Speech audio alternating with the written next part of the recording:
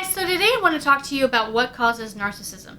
Now I got this list from an amazing therapist here in Dallas, Texas, and I felt that his list was very exhaustive and it was far above my own knowledge and my experience. And so what I thought I would do is explain to you kind of his points and what he felt causes somebody to become a narcissist. And then I'm going to share with you why I think that I did not become a narcissist, because you know that I was raised by narcissists. So how was I raised different from like my sister? First of all, they talk about inborn predispositions. Now this is not like a DNA. You don't inherit being a narcissist, but you do inherit temperaments.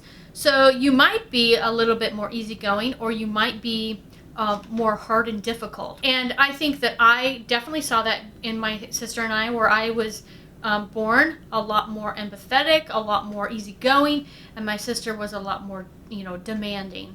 And I saw that from a very, very young age. Now, that alone is not going to determine if you become a narcissist. You've got to have these other components as well. He talked about extremes in expectations during development. So, like, extreme expectations with cleanliness, studies, time management, academics, social responsibilities.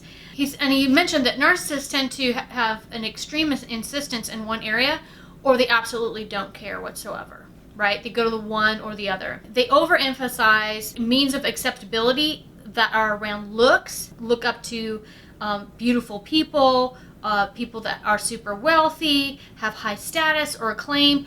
Those are the people that they look up to in life. Sometimes their self-esteem is built on being an athlete, or being, the one in control and the one with the power. He talked about number 4, having inconsistency with your caregivers, and where they couldn't count on their caregivers, where, they gave them attention at one point and then disregarded them the next point. So then they decided at some point that they're the ones that had to be in control. And then he talked about exposure to improper anger, chronic agitation, irritability, annoyance, impatience from parents, passive-aggressive forms of anger, guilt, walking on eggshells, no management of anger or conflict. I definitely saw this in my childhood.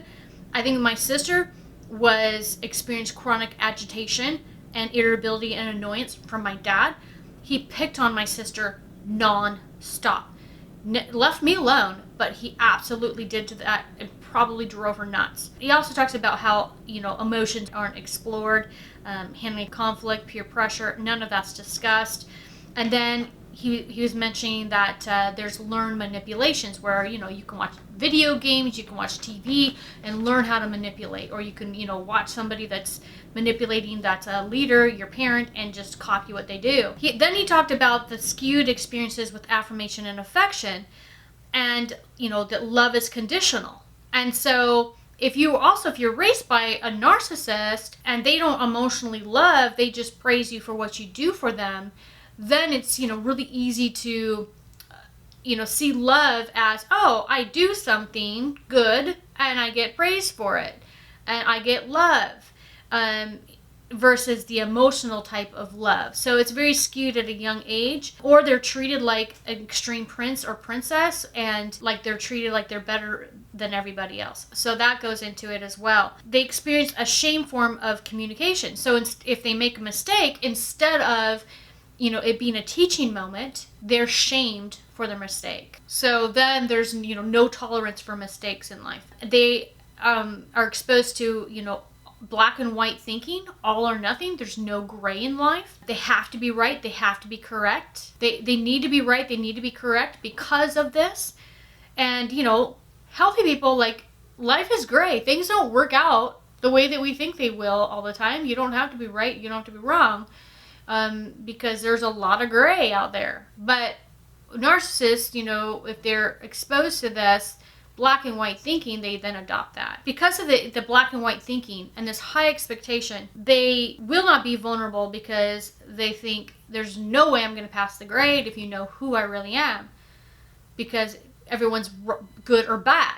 And so then they just aren't going to be vulnerable. And then they can continue to think this in adulthood. So I kind of did some research myself and figuring out, why do some children turn out to be narcissists if you have children of narcissists and some don't, especially if you've experienced a lot of this.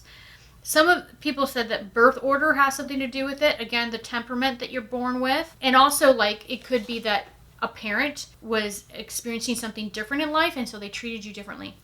For me personally, I think it was a very, very unique situation. I was born with dyslexia, and I could not communicate. And so my parents, the expectations that my parents had for my sister, you know, like to live through her, for her to, you know, develop all of her talents and all of this, I didn't have that pressure. In fact, I was more set to the side. And because when I, you know, was at a young age, they found out I was dyslexic, my mom, you know, said that she believed that I was mentally ill, that I was scary stupid was her term, and that I would never amount to anything. And she told me multiple times never to try to be anything or do anything because I would never be able to. All of that to say is I think that I didn't get a lot of this types of pressure of a lot of the black and white stuff and all these expectations and appreciation and love for what I did because of my disabilities. It wasn't until 2009, in fact, that I got formally diagnosed with a communication disability. At that time, they said my communication was so severely low, it was close to like mental retardation, and I had to use my strengths, which was preparing and presenting, in order to overcome it. So now I have overcome it, and I am both genius in reading and writing and in speaking. But I had to work hard to get that. But I think that it saved me because I could not argue with my family. I could not verbally have this interaction with them in the same way that they did me. I also think dyslexia, it keeps you from kind of picking up on clues, like subtle clues. People are trying to give you digs and things. So I didn't pick up on a lot of the manipulation, and I wasn't easily manipulated because I wasn't picking up on any of it, if that makes sense. So I think that all the things that I have gone through, you know, that someone might think that as a negative, and definitely a narcissist would look at as a negative, have turned out to be a positive and really allowed me to not be susceptible to a lot of the things that, you know, my sister was. I was, you know, definitely discarded and definitely, you know, wasn't emotionally loved, but I think that I didn't really pick up on a lot of it, and I was able to get some of that extra attention from being in like special education and around teachers that cared about me. I think that that's kind of why I turned out a little bit different, and I suppose everyone's story is different. Maybe your story is a little bit different, and you can figure out, you know, what made you different. How are, you know, were you born different? How are you born with, you know, being born with empathy versus not having it? There's so many things that different things that go into it, but I think that that's my story.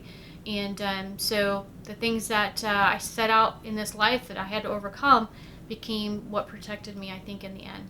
So guys, thank you so much for watching this video. Hopefully it's helpful for you, and I hope you will subscribe to my YouTube channel. We'll see you next week.